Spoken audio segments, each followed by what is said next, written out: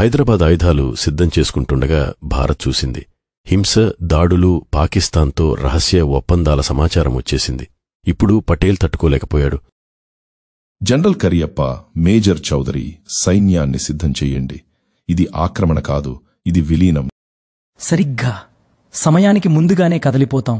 దీన్ని operation polo అని పిలుస్తాం. ఇతిహాసం గుర్తుంచుకోవాలి. మేము హైదరాబాదును గెలుచుకోలేదు, ఇంటికి తీసుకొచ్చాం. సెప్టెంబర్ 13, 1948. భారత సైన్యం 3 వైపుల నుంచి హైదరాబాద్లోకి ప్రవేశించింది. లక్ష్యం 5 రోజుల్లో నగరాన్ని చేరడం. పురుషులారా, మేము తెల్లవారుజామున లోపలికి వెళ్తాము. గుర్తుంచుకోండి, మీరు పౌరులను రక్షిస్తారు. ద్వేషం లేదు, ప్రతీకారం లేదు, ఐక్యత మాత్రమే. కెప్టెన్ అర్జున్, రజాకార్లు గ్రామాలను నరికివేస్తున్నారు. మహిళలు, పిల్లలు, వారెవర్నీ విడిచిపెట్టరు. మేము దీన్ని వదిలిపెట్టలేము. మేము దీనిని క్షమించము.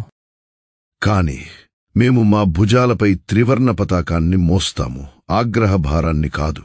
మేము మా ప్రజల కోసం పోరాడతాము, ప్రతీకారం కోసం కాదు.